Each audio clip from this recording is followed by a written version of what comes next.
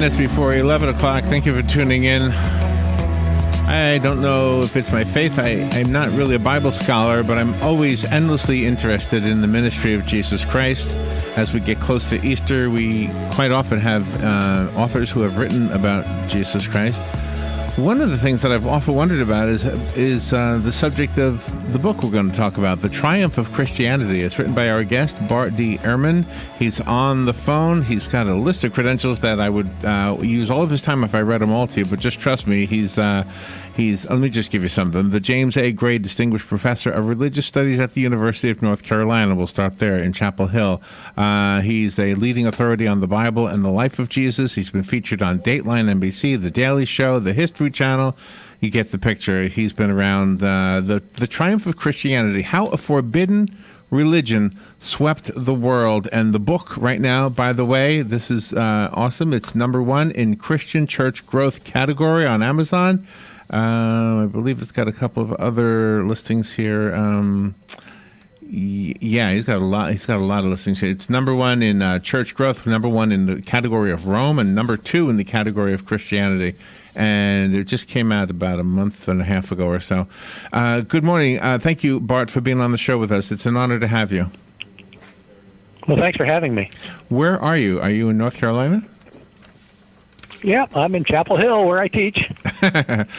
You know, the part about, like, if I were to go out right now and start to teach people something, I could probably go 50 years, and I don't know that anybody would even ever reveal me in my own town, let alone the whole world. And Jesus didn't even publish a book or anything, right? I mean, it was just people talking about him. So what is the story? How did this happen? Well, yeah, so it's the big issue. I mean, if the New Testament is right, that after Jesus' death, there were 11 men and a handful of women who came to believe in him. So say 20 lower-class illiterate peasants in some rural backwater in the empire. How within 400 years is it 30 million people? So how do you go from 20 people to 30 million people? And so that is really the question I'm wrestling with in the book. Is it similar for other deities? I don't know if you want to call them deities, but like Muhammad or Buddha or any of the others, do they have the same mystery behind the growth of people believing in them? What I argue in the book is that Christianity was unique in the Roman Empire in two particular ways. One thing is Christians were particularly interested in converting people. Most of the other religions, almost all the religions, were pagan. In other words, they were polytheists. They believed in many gods. Christians said there's only one God. These other religions, since they believed there were many gods, they didn't really care which gods you worshipped as long as you worshiped some of the gods. Christians said, no, you have to worship our God. But they also said that our God is the only true God, so that if you worship our God, you cannot worship any of the others. This made Christianity unlike any of the other religions, and it meant that any time somebody converted to Christianity, they converted away from paganism, so that Christianity, as it's growing, is leading to the shrinking of all the other religions. So would an atheist even agree that the ministry of Jesus helped to what's the word I'm looking for? Like if we had a lot of barbarians in those days, did this somehow calm us down? I don't know. You know what I mean? Teaching people to be kind to one another. Did that help? Yeah. What I argue in the book is that Christians had a very different understanding of what it meant to be human. Throughout the empire, most people thought that the powerful should dominate the weak. It was an ideology of dominance, that stronger nations, there's no ethical problem with destroying weaker nations. Slaves are supposed to be subject to their masters. Women are supposed to be subject to their men. And Christians proclaimed a doctrine of love, that you're supposed to, that the lower people in society are just as important as the higher people, and that probably did make a bit of a difference. Is that how it spread? Because people would love to embrace that. I mean, who wouldn't want to embrace that? That seems like the thing right there. Well, probably the powerful don't want to embrace it because they want to remain in power.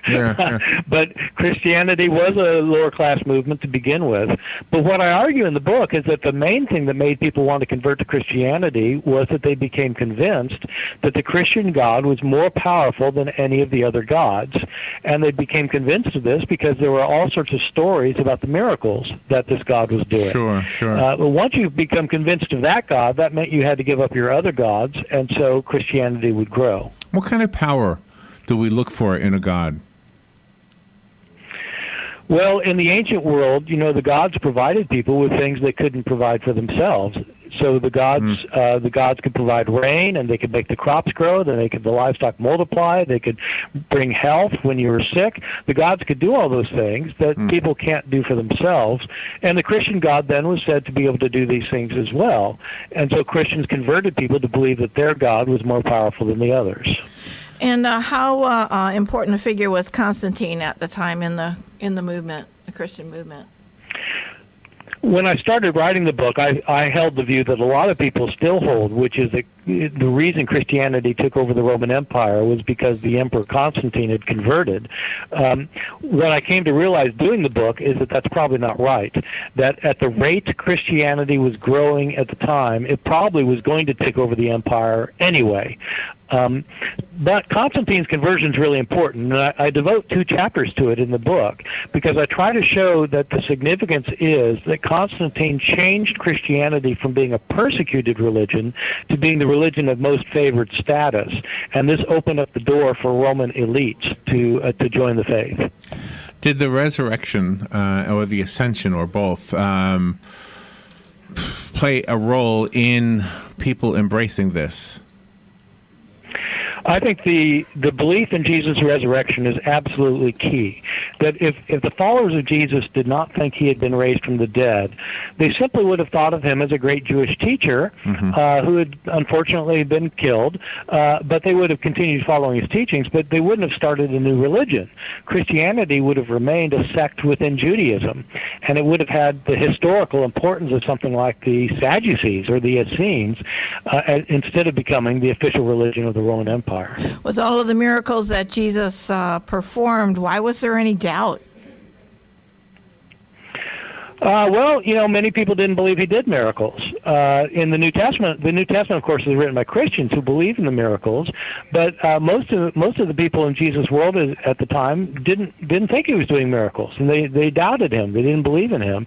It's only the preaching of the resurrection that ends up converting people. It's interesting when you read stories about why people convert in the 2nd, 3rd, 4th centuries. It's almost never because of anything connected with the life of Jesus. It almost always is connected with the resurrection of Jesus and the miracles that his followers were said to do. Sure. The book is called The Triumph of Christianity. It's doing really well on Amazon. It's written by our guest, Bart D. Ehrman, and the subtitle, How a Forbidden Religion Swept the World. Would it be fair to say that it swept the world because God wanted it to sweep the world? I try to show in the book that there's a problem with that point of view, which is if it's all because of God, why did it take 400 years? If God wanted to do it, he would have just done it. Yeah. Moreover, it didn't completely happen because there's only 2 billion Christians in the world, but there are 5 billion non-Christians. So I think you have to find some other explanations for it, and that's what I try and do in the book, is to give a historical explanation for why it happened. It's such an interesting topic, and I know that people just want to know the truth. That's what I think.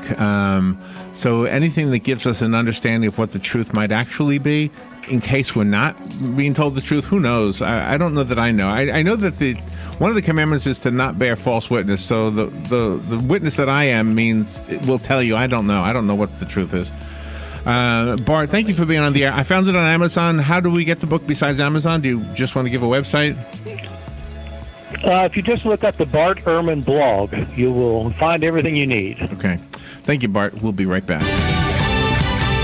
Fox News Radio, I'm Chris Foster. 60 Russian intelligence officers are being kicked out of the United States.